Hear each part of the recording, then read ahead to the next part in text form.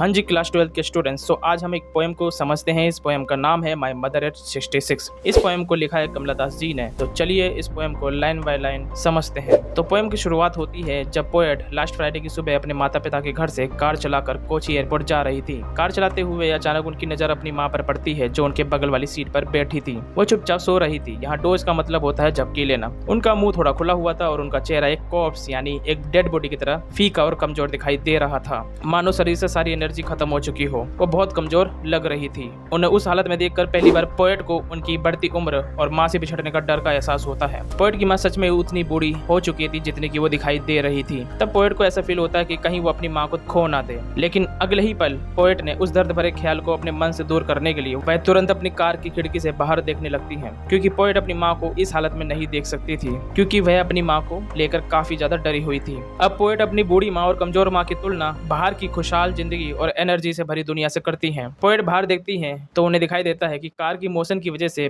पेड़ तेजी से पीछे भागते हुए दिखाई दे रहे थे। यहाँ स्प्रिंटिंग का मतलब होता है तेज भागना। पोएट अपनी बूढ़ी माँ को देखकर काफी दुखी हो जाती है। तब बाहर के यंग ट्रीज उन्हें लाइफ की एनर्जी और जवानी की याद दिलाते हैं। फिर पोएट बाहर छोटे छोटे खुशी से भरे बच्चे हंसते खेलते हुए अपने घरों से बाहर निकलते हुए भी देखती हैं। यहाँ मैरी का मतलब होता है खुश और स्पिलिंग आउट का मतलब होता है बाहर निकलना। इस लाइन में बच्चे नई जिंदगी और यूथ यानी युवावस्था का प्रतीक है। जब पोएट एयरपोर्ट पहुंच जाती हैं तब एयरपोर्ट सिक्योरिटी के बाद पोएट माँ से कुछ दूरी पर खड़ी थी। यहाँ फ्यू यार्ड्स का मतलब होता है कुछ दूरी पर। पोएट ने एक बार फिर अपनी माँ को देखा। इस बार उनका चेहरा और भी ज्यादा वेन यानी फीका और पेल यानी येलोइश लग रहा था, बिल्कुल सर्दियों की आखिरी चांद की तरह। लेट विंटर्स मून यहाँ उस चांद का प्रतीक है जो अपनी चमक खो चुका होता है और धीरे धीरे वो धुंधला हो जाता है। ठीक वैसे ही पोएट की माँ का फेस उनके ओल्ड एज और झुर्रियों के कारण धुंधला और फीका दिखाई दे रहा था। पोएट अपनी माँ को उस हालत में देखकर उनकी लाइफ में वही पुराना बचपन का डर वापस लौट आता है, और वो डर ये था कि कहीं वो अपनी माँ से हमेशा के लिए बिछड़ ना जाए। फिर पोएट अपने अंदर के उस दर्द और डर को छुपा लेती हैं। फिर पोएट जाते हुए अपनी माँ से कहती हैं सी यू सून अम्मा। आखिर में पोएट अपनी माँ को देखकर 3 बार स्माइल करते हुए वहां से चली जाती हैं।